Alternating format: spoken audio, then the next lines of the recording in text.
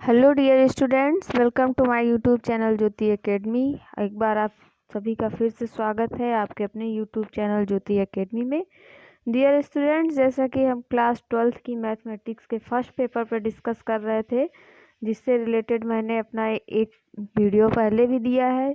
जिस स्टूडेंट्स ने अभी उसको नहीं देखा है तो प्लेलिस्ट में जाके उसको देख लीजिए। और अभी आप अगर मेरे चैनल पे नए हैं और मेरे चैनल को सब्सक्राइब नहीं किया है तो प्लीज़ मेरे चैनल को सब्सक्राइब करिए, बेल आइकन को प्रेस करिए और मेरे वीडियो आपको कैसे लग रहे हैं कमेंट करके ज़रूर बताइए। और वीडियो को अपने फ्रेंड ग्रुप के साथ शेयर करिए, जिससे उनको भी अपने सिलेबस का नुकसान न करे और समय से ही उनको उनके सिलेबस को कंप्लीट किया जा सके। मुझे उम्मीद है कि आप पूरा सपोर्ट करेंगे अपने टीचरों के साथ। ये आपका सेकेंड वीडियो है मैट्रिक्स से रिलेटेड।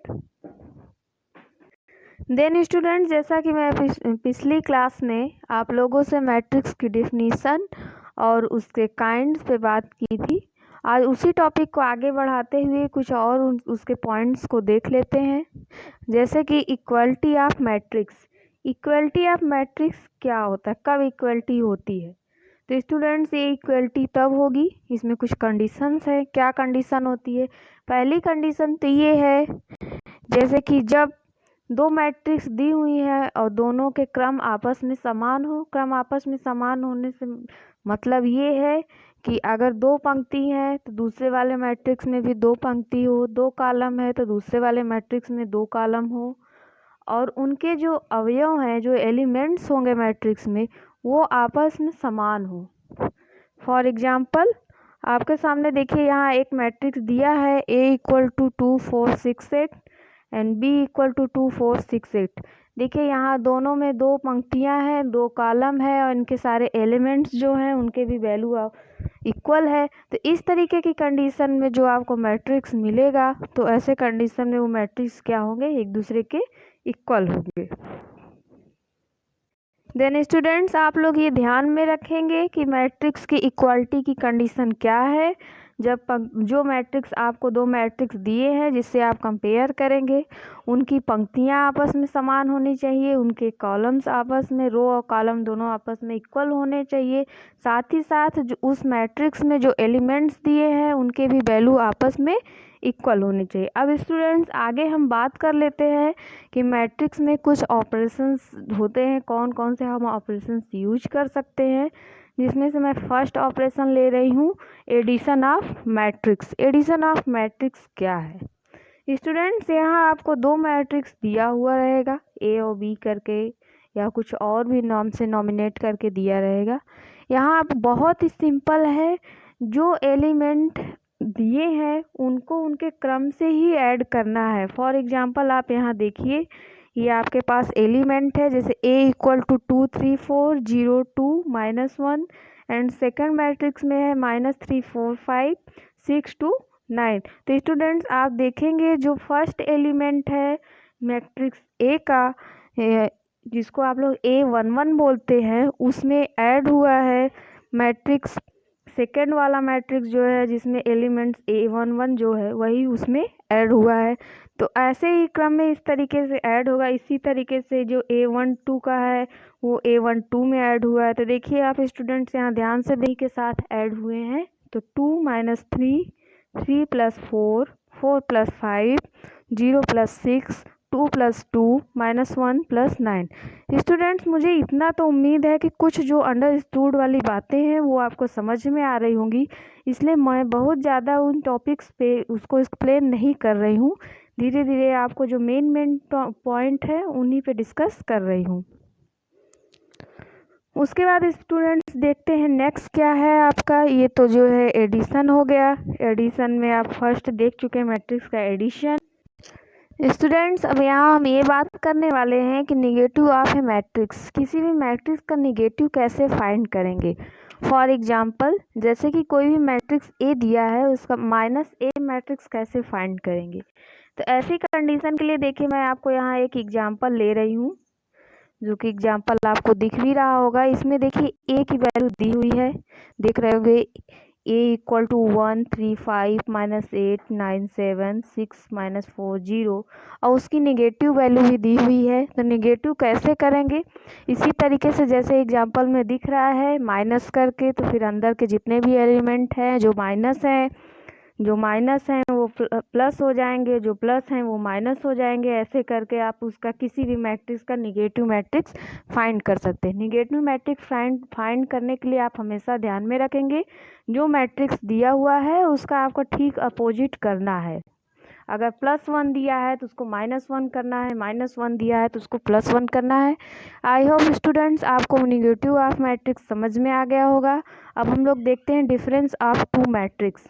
अगर आपको दो मैट्रिक्स दिए हुए हैं एज लाइक जैसे आपको यहाँ दिख रहा है, अगर दो मैट्रिक्स दिए हुए हैं तो इनका मैट्रिक्स आप डिफरेंस कैसे फाइंड करेंगे। तो डिफरेंस फाइंड करने के लिए स्टूडेंट सबसे पहले हमारे पास दो मैट्रिक्स होना बहुत ज़रूरी है, तभी हम उसका डिफरेंस फाइंड कर सकते हैं। फॉर एग्जांपल आपके सामने दिया हुआ है A इक्वल टू और B इक्वल टू, दोनों मैट्रिक्स की वैल्यू दी हुई है।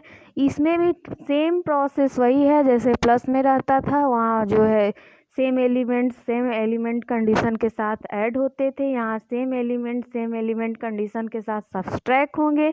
अब सब्सट्रैक्ट होके कितना आएगा, जैसे यहाँ 6 माइनस 4, तो 6 वाली कंडीशन में जो दूसरे वाले मैट्रिक्स में जो उस कंडीशन में दूसरा एलिमेंट था वो माइनस हुआ है। देन देखिए आपको यहाँ वैल्यू मिल गई है। स्टूडेंट्स आई होप आपको ये जो छोटी छोटी चीज़ें हैं वो अंडरस्टूड हैं, इसलिए उसको मैं बहुत एक्सप्लेन नहीं कर रही हूँ। फिर भी अगर आपको प्रॉब्लम हो रही है तो उसको आप कमेंट बॉक्स में आके कमेंट कर सकते हैं, जिसको मैं ग्रुप में आपके साथ जो है उस पर डिस्कशन कर लूँगी। उसके बाद अब कुछ बात कर लेते हैं students, property of matrix addition. अवयवों के योग के गुण, मतलब इनके योग के गुण क्या क्या है, कैसे ये कौन से प्रॉपर्टीज को फॉलो करते हैं, कौन से प्रॉपर्टीज को फॉलो नहीं करते हैं, तो उस पर डिस्कस कर लेते हैं। जैसा कि ये प्रॉपर्टी जो आपके सामने दिख रही है इसको आप पहले से भी जानते हैं, आपको शुरू से ही मैथमेटिक का जब से आप पढ़ रहे हैं तो कुछ ना कुछ इससे रिलेटेड आपको रूल्स बताए गए हैं, जिसमें से पहला है कम्यूटेटिव लॉ ऑफ एडिशन। तो स्टूडेंट्स कम्यूटेटिव ऑफ एडिशन होता क्या है, लॉ ऑफ एडिशन, तो इसमें अगर दो a प्लस बी है तो उसको आप b प्लस ए अगर करके ऐड करोगे तो भी वैल्यू सेम ही आनी चाहिए। तो हम देखते हैं यहाँ उसी तरीके से सेम फाइंड होगा कि नहीं। तो इसके लिए आप किसी भी दो जो है मैट्रिक्स को लीजिए, उसको a प्लस बी करके ऐड करिए, फिर उसी एलिमेंट को b प्लस ए करके ऐड करिए, आप देखेंगे कि दोनों में वैल्यू सेम ही आएगी। तो कोई भी स्टूडेंट ये ना परेशान हो कि मैंने जो है पहले मैट्रिक्स को दूसरे में ऐड कर दिया या दूसरे मैट्रिक्स को पहले में, आपकी वैल्यू सेम ही आनी है। फॉर आपको यहाँ देखेंगे एक्सप्लेन भी किया है कि अवयवों का योग क्रम विनिमय नियम है, अर्थात अगर जो है जो आपकी मैट्रिक्स है वो m इंटू n के क्रम में है, जो दो अवयव आपको मिलेंगे वो m इंटू n के क्रम में है, तो वो आपके जो कम्यूटेटिव लॉ एडिशन है उसको फॉलो करेंगे। इट मीन्स जो दो मैट्रिक्स दिए होंगे अगर आप उसको a प्लस बी करके ऐड करते हो तो भी वैल्यू आपको वही आएगी, और b प्लस ए करके ऐड करते हो तो भी वैल्यू वही आएगी। ये बहुत नॉर्मल सी कंडीशंस है जो मुझे पता है कि लगभग स्टूडेंट्स को इसके बारे में जानकारी है। उसके बाद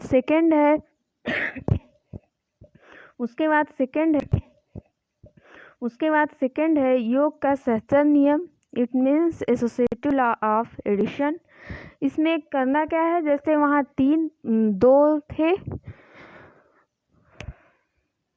वहाँ दो मैट्रिक्स थे उसी तरीके से यहाँ आपको 3 मैट्रिक्स मिलेंगे जो हैं, it means a plus B plus C, ये एक ब्रैकेट में रहेगा, देन इक्वल टू ब्रैकेट में a plus B plus C. It means अगर आप स्टूडेंट्स आपके पास 3 मैट्रिक्स है a b c करके, और उसको आप पहले a b प्लस सी को निकाल लेते हो, फिर इसको a में ऐड करते हो उस मैट्रिक्स को, तो जो वैल्यू आएगी सेम वही वैल्यू जब आप a और b मैट्रिक्स को ऐड करने के बाद उसको c में ऐड करते हो तो आती है। तो ये आपका एसोसिएटिव लॉ है एडिशन का, जो मुझे लग रहा है कि आप लोगों को समझ में आ गया होगा। उसके बाद नेक्स्ट देखते हैं क्या है। इसके बाद स्टूडेंट्स मैं बात करने वाली हूँ योजतात्मक। योजतात्मक क्या रूल इसमें फॉलो होता है। स्टूडेंट्स, अगर आपके पास कोई मैट्रिक्स ए है, वो m इंटू n के क्रम में है, तो ऐसी कंडीशन में अगर आप उस मैट्रिक्स में 0 ऐड करते हो तो उसके हेल्थ पे कोई असर खास पड़ने वाला नहीं है। मैट्रिक्स की जो वैल्यू रहेंगी, जितने एलिमेंट्स रहेंगे वो वही रहेंगे। जैसा कि आपको पहले बचपन में बताया गया है कि अगर आप किसी भी नंबर्स में 0 ऐड करते हो तो उसके हेल्थ पे कोई असर पड़ने वाला नहीं है। तो ठीक उसी तरीके से अगर आपके पास कोई मैट्रिक्स है और उसमें आप 0 ऐड करते हो एज लाइक दैट, जैसे कि यहाँ दिया है कोई मैट्रिक्स ए है, उसमें 0 ऐड किया गया है, तो चाहे जिस भी क्रम में आप ऐड करिए आपको वैल्यू ए ही मिलेगी। तो ये आपको क्लियर हो गया होगा कि ये जो है योजतात्मक का नियम ही इसमें फॉलो होता है। आगे चलते हैं। नेक्स्ट, योज प्रतिलोम का अस्तित्व, या इसको बोलते हैं एग्जिस्टेंस ऑफ एडिटिव इनवर्स। अब एग्जिस्टेंस ऑफ एडिटिव इनवर्स क्या है स्टूडेंट? जैसे कि आप लोग पढ़े होंगे योज्य प्रतिलोम, हाई स्कूल की क्लास में आप लोग पढ़े होंगे योज्य प्रतिलोम, या उससे पीछे की क्लास या 11th की क्लास में आप पढ़े होंगे योज्य प्रतिलोम। तो उसमें स्टूडेंट्स होता क्या था कि जो वैल्यू आपको दी रहती थी सेम उसी की इन्वर्स वैल्यू आप उसमें ऐड करते थे, देन आपका आंसर जो आता था वो 0 आ जाता था। ठीक उसी तरीके से यहाँ भी है कि अगर आपको कोई एक वैल्यू दी हुई है, इट मीन्स कोई एक मैट्रिक्स दी हुई है, आप ठीक उसका इन्वर्स मैट्रिक्स अगर उसमें ऐड करेंगे तो आपको आंसर 0 आएगा, वो चाहे जिस भी क्रम में हो। और ये इन्वर्स कैसे फाइंड करेंगे? तो इन्वर्स मैंने बताया है कि किसी भी मैट्रिक्स का अगर आपको इन्वर्स निकालना हो तो उसमें आप माइनस कर दीजिए, देन अंदर के जितने भी एलिमेंट्स हैं अगर वो प्लस हैं तो माइनस हो जाएंगे, माइनस हैं तो प्लस हो जाएंगे। इसी तरीके से किसी भी मैट्रिक्स का इन्वर्स निकालने के बाद अगर आप उसमें मैट्रिक्स को ऐड करते हो और आंसर 0 आ जाएगा। तो आपको ये समझ में आ गया होगा कि ये रूल्स भी इसमें, इसके ये प्रॉपर्टी है, ये रूल्स भी इसमें फॉलो होते हैं। देन स्टूडेंट्स, अब मैं आगे डिस्कस करने जा रही हूँ नील्सन लॉ। नील्सन लॉ क्या है? नील्सन लॉ में स्टूडेंट्स, जैसा कि यहाँ अंडरलाइन किया गया है, नील्सन लॉ में स्टूडेंट्स आपको m इंटू n के क्रम में 3 मैट्रिक्स दी होंगी ए बी सी करके, या कुछ और तरीके से सिम्बलाइज किया जा सकता है। देन ऐसी कंडीशन में आपको यहाँ 2 कंडीशन दिख रही है कि जब स्टूडेंट्स आप मैट्रिक्स ए को मैट्रिक्स बी में ऐड करेंगे तो वो मैट्रिक्स की जो वैल्यू आएगी वो इक्वल होगी matrix A plus matrix C में। देन स्टूडेंट्स ऐसी कंडीशन में जो आपको वैल्यू मिलेगी वो मैट्रिक्स बी की वैल्यू जो होगी वो मैट्रिक्स सी के वैल्यू के इक्वल होगी। इसको आपको ध्यान रखना है। इस तरीके से आपको 2 कंडीशंस दी हुई हैं। नीचे आप देखिए आपको दिया हुआ है कि पूरा प्रूफ करने के बाद लास्ट में b plus A equal to C plus A, then जो आपको वैल्यू मिलेगी वो मिलेगी b इक्वल टू सी। अगर जो 3 मैट्रिक्स दिया है वो इस रूल्स को फॉलो करता है तो इट मीन्स इसका मतलब ये है कि ये नील्सन नियम को फॉलो कर रहा है। कभी कभी क्वेश्चन पूछ लेता है कि यहाँ 3 मैट्रिक्स है, दर्शाइए कि ये नील्सन नियम को फॉलो करते हैं। तो ऐसी कंडीशन में आपको ऐसे निकालना भी है। और स्टूडेंट्स, आपको यहाँ क्लियर हो गया होगा कि जो मैट्रिक्स का एडिशन है वो नील्सन नियम को भी फॉलो करता है, नील्सन लॉ को। देन स्टूडेंट्स, कल मैंने आपको मैट्रिक्स के डिफिनीशन और उनके काइंड पे डिस्कस किया था। आज मैंने उनके इक्वालिटी और उनके कुछ जो है ऑपरेशंस पे डिस्कस किया है।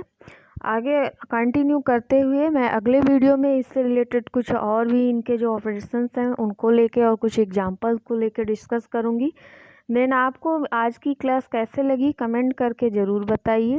साथ ही साथ अगर आपके कुछ क्लासमेट्स ऐसे हैं जो अभी तक इस क्लास को अटेंड नहीं कर पा रहे हैं तो प्लीज़ उनसे आप किसी तरीके से कांटेक्ट करके इस वीडियो को शेयर करिए। फिर मिलूँगी एक नए टॉपिक के साथ। Thank you, bye bye.